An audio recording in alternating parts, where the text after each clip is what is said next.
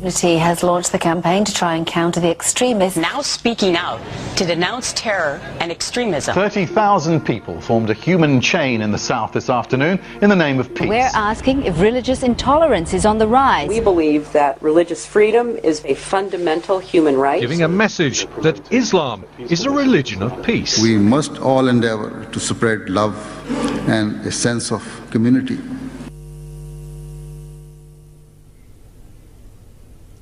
In the name of God, the gracious, the merciful, may the peace and blessings of Almighty God be upon you. Welcome to this, our third episode of Press Point. Today, we're looking at one simple question. Are religious freedoms at risk around the world? And if so, what can we do about it? We're going to look at three geographic areas. We're going to start in the West, so to speak, which is going to be Europe and the US. Then we're going to turn and take a look at South Asia, and then we're going to finish and wrap up with Africa. I'm here in the studio with my beloved brother, Farouk. Assalamu alaikum wa rahmatullahi wa barakatuh. Thank you very much for giving me time. This programme is all about your interaction as well with us. So certainly send us your emails and tweets to PressPointMTA, as well as anything that happened to you in the case of your freedoms being taken away anywhere in the world, whoever you are. You're a Muslim, non-Muslim, doesn't matter. Just share with us your ideas. Anybody else you see whose freedoms have been taken away, share with us and we'll share with the MTA's worldwide audience, Jonathan. Farouk, I know you've been doing a bit of research. What is the global outlook for religious freedom across the world? Not very good. Looking at this map, for example, if you can see the map on the screen on MTA at the moment, of course, this is a map of the worldwide situation at the moment, which is opencanada.org is a website by the Canadian International Council. The left side, of course, is the western part of the world, which is looking slightly better, apparently. The darker shades on the right side, the dark shade shows there are very high levels of restrictions on religious freedom in those parts of the world. And of course, these are Middle East, for example. Here it's China, Pakistan, India, going Southeast Asia, Malaysia and Indonesia are looking very dark. Looking at this pie chart here, it's looking not very good at all. 67% of the cases where the situation hasn't improved, 32%, that's 1 in 3, it is going worse by the day. Only 1% of the cases where the situation is getting any better. So certainly it's very, very bad indeed. And who's the victim? Everyone. Christians, 130 countries, Muslims, 117 countries, Jews, 75 countries. So we all are victims of this global problem. The next section is looking at South Asia, with a particular focus on Indonesia and Malaysia. I have a story here on the Time magazine's World section. It says, can Christians say Allah? In Malaysia, Muslims say no. That story says that why are Christians claiming Allah, asked businessman Rahim Ismail, 47, his face contorted in rage and disbelief. The reason for their anger is a recent judgment by Malaysia's High Court that word Allah is not exclusive to Muslims. A good judgment, but of course looking at this news does worry us all. That is on RT's news website. It says Malaysian Sultan forbids using Allah outside Islam. He says that the news says Sultan of the Malaysian state Selangor has issued a decree that the sacred word Allah can be used only by Muslims. The move put more fire into controversy in the state where language peculiarities are also make Christians use the term. And at the end it says a stern action was ordered against those questioning the new fatwa, but did not elaborate on the word stern. I mean, the difficulty is that in the West, I just want to make this one small point, in the West you kind of have a contradictory issue. On one hand you have a ban on burqas, and on the other hand you go out and say to countries in Southeast Asia and elsewhere that, well, you should be democratic, you should have freedom of religion. So in the West we kind of need to take responsibility about making sure that we give a consistent message.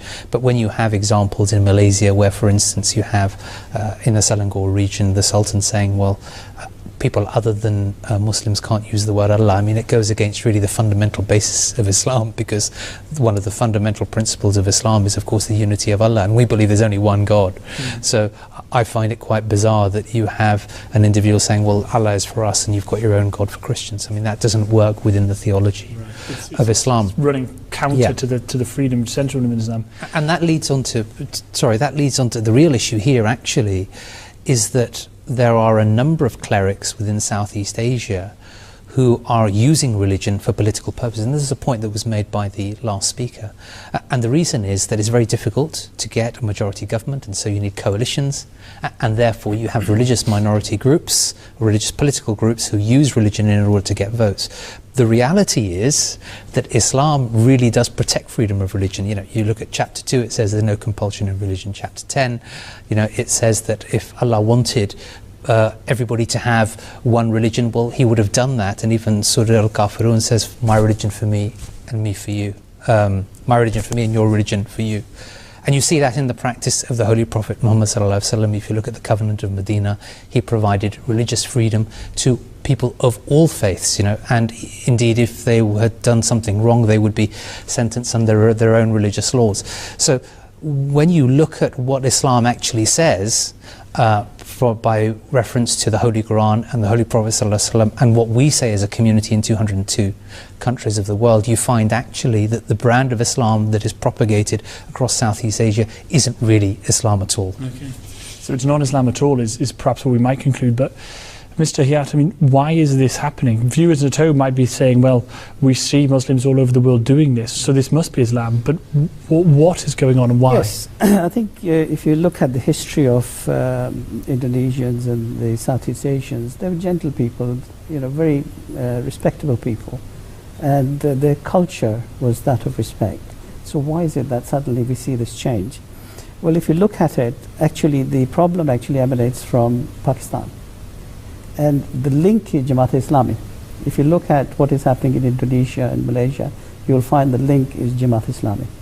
And if you see that in this concept actually emanates from Pakistan, in Pakistan the Ahmadis are not allowed to just even use Islamic terminology. We can't say Assalamu alaikum, otherwise we'll be locked up for 3 years. And that intolerance about using terminology which is Islam, so-called Islamic, is now being transferred into the Southeast Asia. And therefore you see that Allah now suddenly has become a term that the Muslims are saying, no, this is only Muslim term. Okay, so it's coming in from Pakistan. I mean, Mr. Yusuf, I mean, what can we do about this if this is the case? If it is a sort of a creep of extremism coming from these countries, what does the future look like for the Southeast Asian region in terms of religious freedom, and what can we do about it? Look, I mean, I think it's important to say, you know, we wish absolutely well to all of these countries, and we have no argument or no dispute with any particular individual. But what we do say is where you've got governments in place, they should provide equal religious protection to all communities. It's not just about Ahmadi Muslims, it's not just about Christians or about Hindus, it's about Jews as well. It's about people of all faiths having the entitlement to be able to practice their own faith, because religion is about an individual. It's not really about a collective to say, well, a state is to decide which religion you should have and which religion you shouldn't. All of the international treaties, the Universal Declaration of Human Rights, the ICCPR, the African Charter, the American Convention, the ECHR, they all say the same. Everybody should have the freedom to practice their own religion. So in Pakistan, I mean, really what we need is a wider debate really about, well, what is the role of religion within Islam? And the other thing that we need is a separation of religion and politics. You know, I mean, if you start to use religion as a political tool, which is what's been happening with a number of these religious clerics, then you have these problems. And I think that's something that we need to look at. Okay. Mr. Yes, I think the thing is that, you know, when Pakistan was going through this, at that stage it was purely a political thing that Bhutto wanted to solve a problem that he claimed was a 90-year problem for Islam. And he was not interested in Islam himself, but he thought that he could win favor with the mullahs by declaring us non-Muslims. And at that stage, Khalifa Salis said that today you're declaring us as non-Muslims, but tomorrow this thing will spread to other communities.